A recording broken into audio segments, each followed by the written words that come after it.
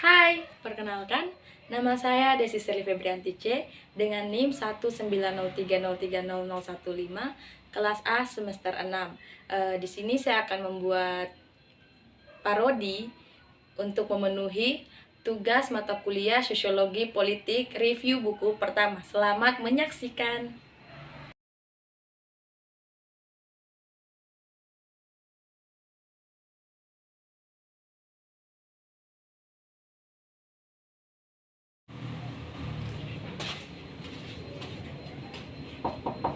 Halo, shalom, selamat sore. Aldi. Rusak ya sore-sore ganggu orang tidur nih. Iya, mari. Mari. Iya, permisi Kak. Halo, kenapa? Ada. Bisa minta tolong. Kenapa? Kuku tuh main sore. Nah, terus Buku politik slogan memahami konsep kebijakan luar negeri Tiongkok. mata kuliah apa itu? Mata kuliah Sosiologi Politik. Kok hari susah semester berapa? Sudah semester 6. Oh, nah tuh nggak kakak ambil ya. Oke. Ini kakak ada buku. Nanti ada pelajar ya, ada baca ya. Atau ada mau baca-baca memang sah? Baca memang sah? Iya ya, baca memang. Baca memang ya. Oke. Tiongkok atau nama lengkapnya Republik Rakyat Tiongkok atau Republik Rakyat Cina atau Republik Rakyat Tionghoa disingkat RRT atau RRC adalah sebuah negara yang terletak di Asia Timur yang beribu kota di Beijing. Terus negara ini memiliki jumlah penduduk terbanyak di dunia sekitar 1,4 miliar jiwa. Wow. Mayoritas merupakan suku Han dan luas daratan 9,59 juta kilometer persegi, menjadikannya negara ketiga terbesar di dunia.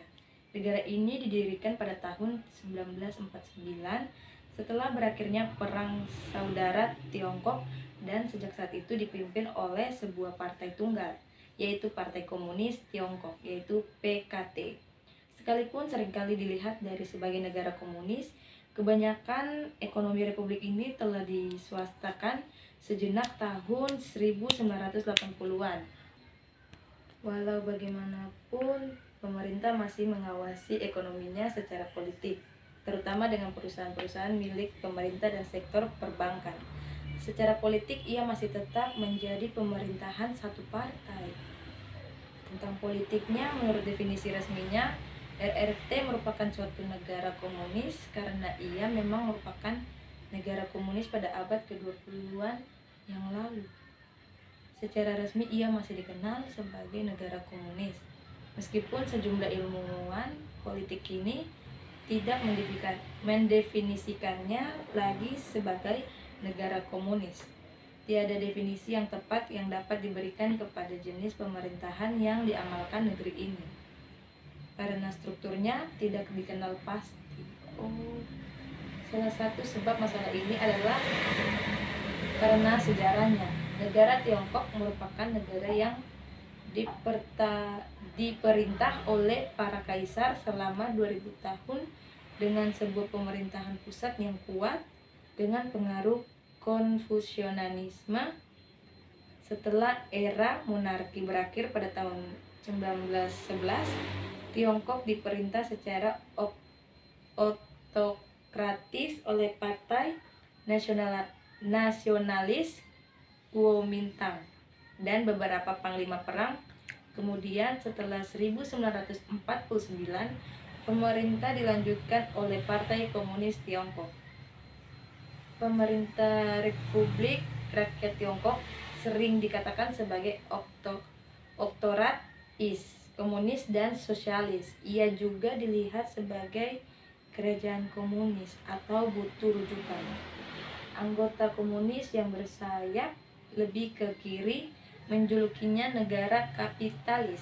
Memang negara Tiongkok selama ini semakin menuju ke arah sistem ekonomi bebas dalam suatu dokumen resmi yang dikeluarkan baru-baru ini.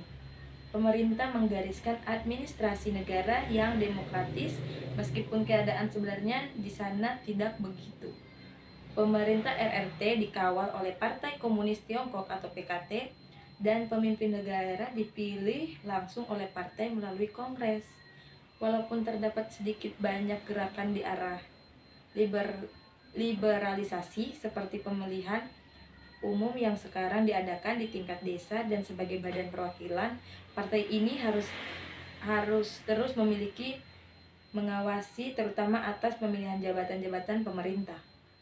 Walaupun negara menggunakan cara otoratis untuk mengusir elemen-elemen penentangan terhadap pemerintahnya, pada masa yang sama pemerintah juga mencoba mengurangi penentangan dengan memajukan ekonomi, membenarkan tunjuk perasaan pribadi, dan melayani para penentang yang dianggap tidak berbahaya terhadap pemerintah secara lebih adil.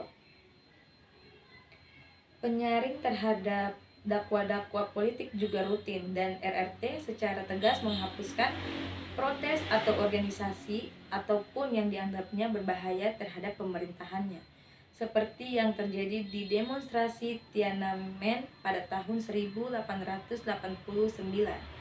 Akan tetapi, media Republik Rakyat ini semakin aktif menyiarkan masalah sosial dan menghebohkan gejala penyogokan di peringkat bawahan pemerintahan.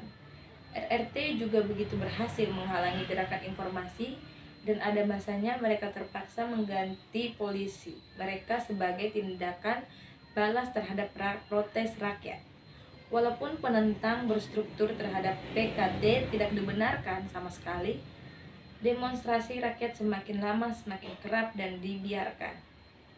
Popularitas partai di kalangan rakyat sukar diukur karena tiada pemilu di tingkat nasional, dan apabila orang Tiongkok ditanya secara sendirinya pula, ada sebagian yang menyokong dan ada pula yang membangkang. Namun, sebagian besar menolak mengomentari masalah politik. Secara umum, banyak dari mereka yang suka akan peranan pemerintahan mengabdikan stabilitas yang membolehkan ekonomi maju tanpa masalah apapun. Antara masalah-masalah politik yang utama di Tiongkok adalah kesenjangan politik di antara kaya dan miskin dan gejala suap yang berlaku karena birokrasi pemerintahan. Terdapat juga partai politik yang lain di RRT, walaupun mereka hanya sekedar subpartai atau partai yang rapat dengan PKT. PKT mengadakan dialog dengan mereka melalui suatu badan perhubungan khusus yang dinamai Dewan Perhubungan Cadangan Rakyat Tiongkok yang dipertimbangkan RRT. Cara ini lebih disukai pemerintahan dibandingkan pemilu. Kendati pun begitu, partai ini secara totalnya tidak memberikan kesan apapun terhadap polisi dan dasar-dasar kerajaan. Fungsi badan perhubungan khusus ini lebih kepada mata luaran CPP, walaupun terdapat pegawai badan ini di semua tingkat pemerintah.